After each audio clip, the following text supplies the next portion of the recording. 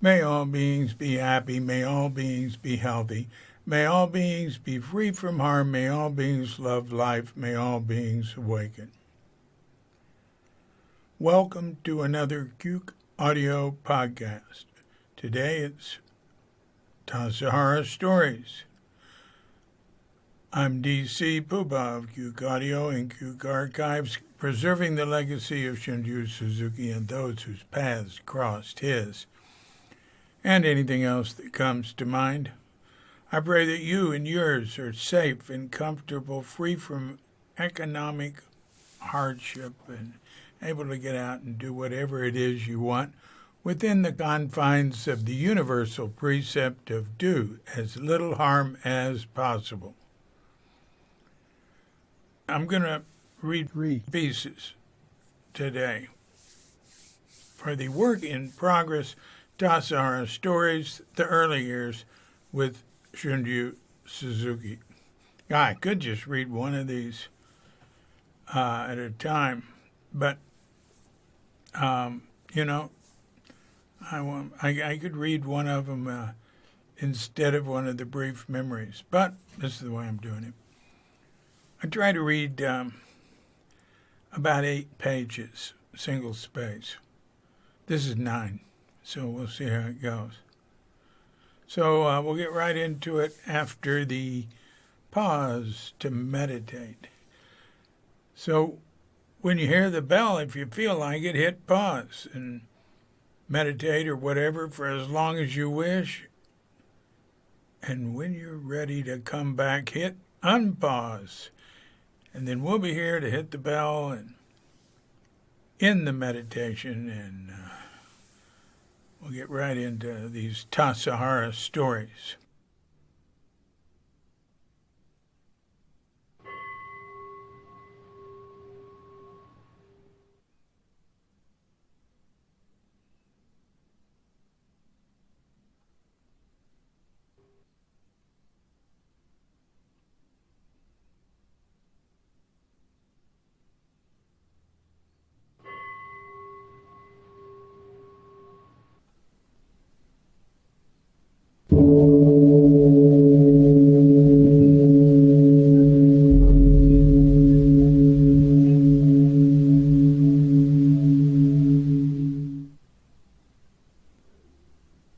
Rowdy. In the summer, we had a charge for day visitors. Eventually, we set a limit. There had come to be too many people, and it wasn't fair to the overnight guests or the students. In 1972, we bought the Jamesburg house where the dirt road begins, put up a large sign announcing that's where day guests register and pay. And then they'd have the unpleasant task of sending folks away when the limit was reached. People learned to call ahead. In the case of those who didn't notice the sign or who came anyway when it was full, it depended on whom they met. A lot of students at the gate would just say, "Sorry, but you can't come in." Another student might weaken and tell them to go on in, but make a reservation next time. They might suggest go up creek, where few go. Dennis Kelly, a friend of Alan Marlowe's who came to visit, did the student's schedule, including work. One day he was on landscaping near the gatehouse when some happy hippies bounced up saying they wanted to go down creek. But they had no money. The person at the gate told them they could get there via the horse pasture trail a couple of miles up the road. They said, "Oh, come on, let us go downstream. You don't own it. We'll be good." They got no mercy. Dennis overheard and said he'd pay for them. The gatekeeper objected, but Dennis went and got the money, and that was it. He had plenty of it, and he was a major manufacturer of LSD. When he left, the woman he was with dropped a $500 bill into the donation box. That was 1969, the last year those were in circulation. Backpackers walking through, we did not refuse or charge. We couldn't. It's open trail.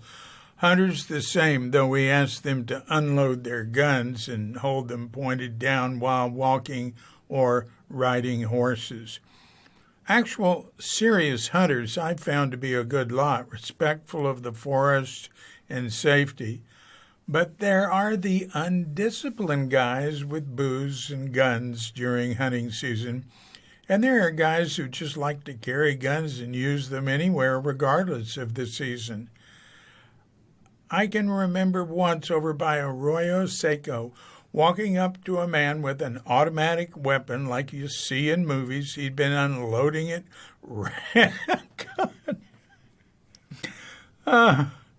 He'd been unloading it randomly into the hillside across the river. Pardon me, sir, I said, but I'd appreciate it if you didn't fire that thing like that. I have friends over there coming in on a trail. I added that a teenage acquaintance when I was growing up had killed a man by shooting randomly and illegally into a national forest in Colorado. They learned what they'd done when the man's son came running out crying. Two couples were the caretakers of Tassajara when we bought it. Bill was a tall, serious fellow with a mustache. One day there were shots coming from Grasshopper Flats. Bill and Jim walked out to see what was up. There were a couple of guys, one with a bottle of Jack Daniels and the other with a rifle shooting at trees. Bill went up to them and said that they were on private property and that they had to go elsewhere to use the gun. Yeah, and who's going to stop me, the guy said, pointing his rifle at Bill. I am, said Bill, stepping up to him and taking the rifle. I'll keep it in the office for you. A category of folks who could come in any time for free was, of course, public servants. Forest rangers, sheriffs, building and health inspectors. Didn't happen much. We were so remote. We'd offer them baths, food, tours. Usually they'd just want a cup of coffee, but would accept a loaf of whole grain bread upon departure. Always had good relations with the powers that be. There was so much surveillance going on back then that we assumed undercover FBI agents were checking us out. We'd speculate on whether one of us was undercover. That would be an awfully demanding infiltration and unnecessary. It was brought up in a meeting. The general feeling was that they'd be welcome. I suggested we set aside one slot and send an invitation. The only disagreement was whether they should get a scholarship or not. Okay, said Peter. Enough. Back to the meeting. A guy came in one day desperate for sanctuary. He was hiding, he said, from what he feared was a Scientology hit squad. Said he was on their enemies list. He was holding on to me, saying, "You've got to help me, please." I had some day guests drive him out. Didn't tell him they were Scientologists. He was never seen or heard from again. Just kidding. We let him be a guest student for a few days, and then he headed back out to the dangerous world to hide in the shadows. One group of 4 young drunk cowboys came in on horseback, whooping it up and shooting their guns in the air. One took his horse down the steps into the swimming pool. 2 of them went into the women's side of the baths. This was 1971 guest season when I was assistant director. They were on their way to go camping and boat hunting in the woods. 5 days later, they came back and were drunk again. Before I could deal with them, Mark Alexander just went up to them as soon as they got there and told them to keep moving. They did. Once the guest season ended, there were signs at Jamesburg and at our gate saying we're closed. Every now and then we'd get someone who would have their minds made up that they should be there. One hippie told me he'd come there to meet God. I told him that God was everywhere and that he could just as easily meet God, say, on a walk to the pines opposite the horse pasture trailhead. That worked. During Sesshin, we were seriously shut. One persistent, dreadlocked fellow insisted he'd not be in the way, just wanted to soak in the hot water. I told him there were 3 basic times at Tassajara. There was the guest season, when we were open to guests, and at that time, and the interims, we were open to guest students and we're pretty flexible. I said, that's like when you're hanging out with friends drinking a little beer. Everyone's welcome. For the practice periods, I told him, we were more selective. It's really just for us.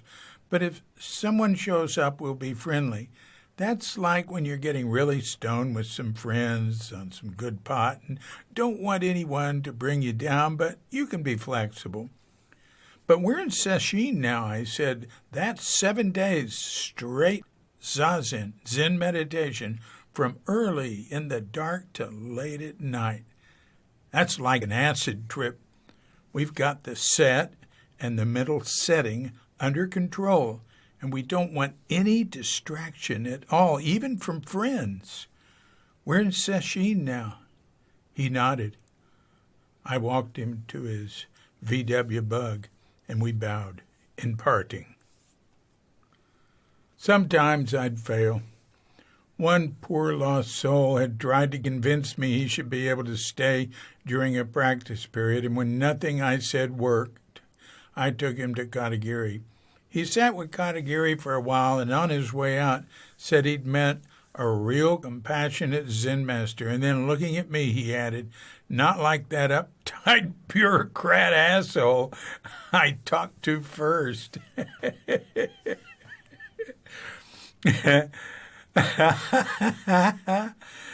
A couple of super tough Hell's Angels came in one day during practice period. They were polite, but they made people nervous. Found Tommy. His years of heroin, speed, female impersonation, and low-life dives came in handy. He hung comfortably and gently with them, fed them, took them to the bath, special treatment. But we were all glad Tommy was being host. In the fall of 1967, during a 7-day sesshin, 4 young, loud guys came walking into Tassajara. Most of us were in the Zendo, but I was on a meal server's break, hanging up my oryoki cloths to dry on the lines by the shop, and heard them on the road coming in. Said hi and let them know that we're closed for a meditation retreat. They were inebriated students from a Catholic junior college, I learned, trying to buddy up to them and get their cooperation as they kept walking in. The one who set the tone and did most of the talking for the group was hostile and vocal.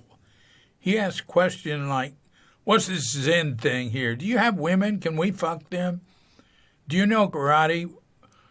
Why can't we go to the hot baths if you guys are meditating? Do you think you could stop us? The only words of his I remember exactly are those from the strange phrase, you telling us to make our bird?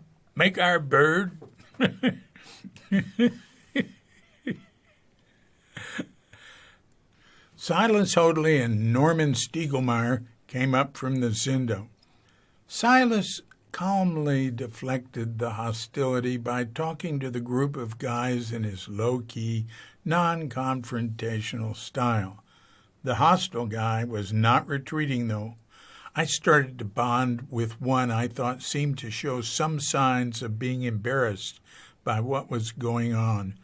Norman started talking to the hostile guy, who was still incensed that they were being asked to make our bird. Silas shifted his attention to the other two, who seemed ready to fight or leave, depending on which way the angry leader went. Norman was an artist and teacher from the San Francisco Art Institute who'd been sitting with Suzuki for years. He was lanky, friendly, and came across so differently, even strangely, from other people. His movements were sort of jerky, and he frequently seemed to be amazed by whatever was happening, and he was fearless. I could see that his presence was throwing Mr. Itchin' for a Drunken Brawl off balance. At one point he asked Norman, "Do you Zen people believe in God?"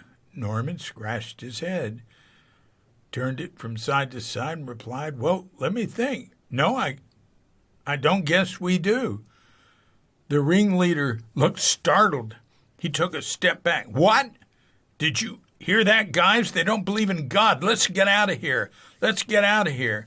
As he ran back up the road, he kept yelling, "They don't believe in God. They don't believe in God." And his relieved friends followed him out. I think he was more afraid of Norman than the God thing. We three went back to the Zendo. There were some fairly grubby, shifty-looking dudes that came in during gas season in what looked like an old UPS truck. Said they just wanted to look around, didn't want anything, baths, food. Tim kept an eye on them, but not far enough. Not long after they drove off, a guest who had gone up beyond the gate to fetch something from his car reported things stolen from it. A quick check revealed that all the unlocked cars had been gone through and some broken into. Tim walked to the office and called the sheriff. The thieves hadn't thought out their getaway route thoroughly. There's only one way out. It's at least 45 minutes away in what they were driving. The sheriff was waiting for them.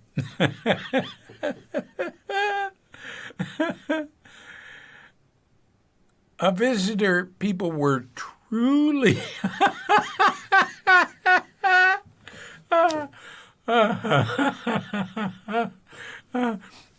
a visitor people were truly disturbed about was a guy who walked into the office and said pardon me, he just released 5,000 Black Widow spiders at Grasshopper Flats. Before panic could spread, Sterling Bennell stepped in. He said not to worry about it, that in the first place, it's highly unlikely he'd have the 5,000 Black Widows in a jar. But even if he did and released them, that the area can support only so many, and the population would soon revert to the proper balance. It's always good to have Sterling around. He was especially good at how we deal with unwanted guests that weren't human. The garden had gophers. Bennell brought in 2 long gopher snakes to deal with that issue. He must have forgotten to tell them to stay in the garden because a guest came into the office holding one of them and said his room was already occupied, like it was a guest who knew his snakes and how to handle them because they looked somewhat like rattlesnakes without rattles. That wouldn't have stopped Bennell, though. Once I told him I was going to the upper barn to look for a rattler that was there, and he eagerly came along. I was shocked to see him stick his hand under a cabinet there and feel around for it. He found it. We put it in a trash can, drove it up the road beyond the watershed of our creek, watched it slide down into the woods below. Thanks to Bennell's tutelage, I confidently caught a few rattlesnakes at Tassajara after that. Unlike Benel, though, I wouldn't pick them up and stroke them. I'd guide them into an open trash can on its side, ride it, and drive them out. During the first guest season, Tim Buckley was running the office. He came to the dining room and told me that a crazy guy with psychic power had come into Tassajara not to let him get hold of my mind. He said the guy had been studying Kundalini and gone psychotic and had been instantly hypnotizing everyone he walked by. Tim said the guy came through the shop and upper garden just zapping everyone. Somebody ran to the office to warn him, so when the guy got to the office, Tim was prepared. Tim said that while they talked, that the guy was literally raping his mind and that he started internally chanting the Padmasambhava mantra and clung to it as hard as he could. He said that made the guy angry. He called Tim the weirdest person he'd ever met. Tim told him, "We don't do that stuff here," and told him to leave. The guy said, "Just try and get rid of me," and walked away. Tim was concerned the guy would be disturbing the students and throwing a monkey wrench into the workings of the guest season and felt it was his responsibility to deal with this situation. Suzuki and some officers were at a city board meeting, and even Kobun was in Monterey seeing a doctor. I wasn't worried. I'd met a number of mind power trippers in my life, especially in the hippie world, without becoming their zombie. But on the other hand, good teachers haven't been able to get to me either.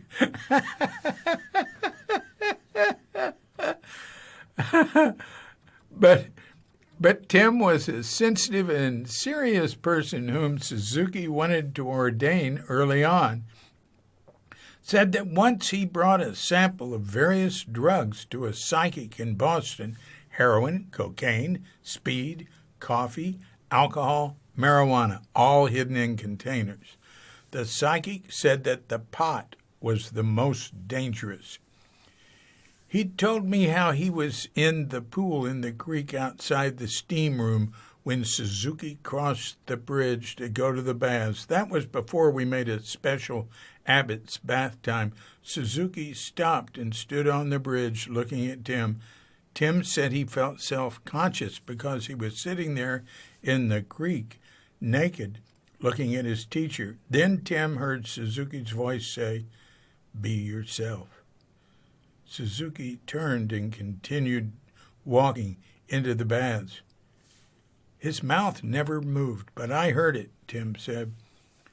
Kobun came back and Tim got him involved. The guy was respectful of a Japanese priest and agreed that he'd leave. Bob Watkins and Kobun drove him out to Carmel. They stopped up at the first ridge to look at the view, and the guy jumped out of the car and over the side of the road into the chaparral and disappeared. A couple of hours later, he was back at Tassajara. Kobun suggested they give him a room and wait for Suzuki. The next day, Suzuki arrived, went to the Zendo to offer incense and bow, and as he walked out, Tim was waiting. They sat outside the office and talked a while. Tim went back in to answer the phone, and from there he saw the madman run up to Suzuki. I don't know if Suzuki even said anything, he said, but their encounter was incredibly brief, like 5 seconds, and the guy turned around and ran out the driveway, never to be seen again.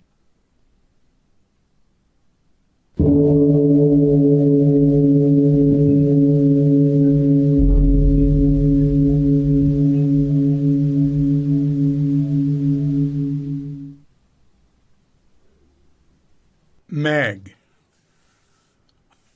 I went to a talk by Suzuki Roshi Saturday morning, Meg said. I don't remember what it was on, but I was transformed. I said to myself, oh goodness, this man knows more than all my brilliant Brandeis professors put together. I'm going to practice with him. I just vowed right then and there to study with Suzuki Roshi. 6 months later, I was at Tassajara. Meg Goller went back to the East Coast and gathered her stuff. She dropped out of college and gave up her passion of dance as well. Because, she said, I felt that zazen, sitting perfectly still, was the ultimate dance. After spending half a year sitting at Sokoji, she was accepted for the practice period, which would begin in January. She arrived at Tassajara toward the end of December of 1968 and did the initiatory Tangaryo by herself, as she said, in the freezing cold. It was hardcore. I was 21, a kid, when I came to Zen Center. I had a traumatic childhood and a lot of trauma still to work through. When I was at Tassajara the first year, I think I cried every period of zazen. The tears would just be streaming down my face day after day. Dennis Sampson remembers, during zazen, Peter was sitting on the altar with one leg hanging over the edge from chilblains. Ed would shake, and Meg would cry uncontrollably. Lou Hartman was hitting the Han for zazen. It was the third round with all the students sitting quietly. As Suzuki approached with his jisha holding the lit stick of incense, Meg came out crying. Like a sheepdog, Suzuki guided her back. She'd go to his side, and he'd hold out his stick and guide her back, and she'd go to the other side, and his stick would be over there. He kept going forward, and she went back in. Meg was hard on herself, but kind to others. When Blanche Hartman first came to Tassajara, Meg was her roommate. I wasn't sure if it was okay for a woman over 45 to be there, said Blanche. Only Catherine Thanis, Pat Harrisoff, and I were that age. There was a sprinkling of people in their 30s, and everybody else was in their 20s. It wasn't clear they wanted somebody around who looked like their mother. Meg made me feel welcome, and I was totally grateful to her. Meg was having tea with Suzuki in his garden. She noticed he was in a particularly playful mood. He showed her a smooth stone he'd found in the creek and pointed out the eye-like design on one side. Mei, he said. Mei is Japanese for eye. He brought out a brush and sumi ink from his cabin and drew a G on the other side. Then he held it up to her and went, Megu. That's how Meg would be pronounced in Japanese, in which N is the only final consonant. Megu. Suzuki Roshi's really big teaching to me, she said, was that he treated me as though I were the Buddha. And he actually perceived each of us as the Buddha. I remember thinking to myself, oh gosh, if I'm the Buddha, maybe I'd better start acting like the Buddha.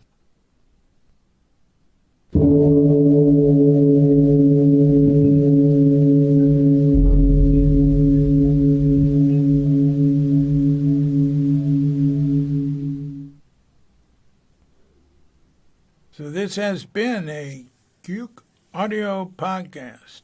I'm DC, Poobah of Cuke Audio and Cuke Archives, coming to you from Sleepy Sanur with Doggett Bandita, Feline Cuchita, and dear lovely Katrinka. And we're wishing you and yours and all of us a grand awakening.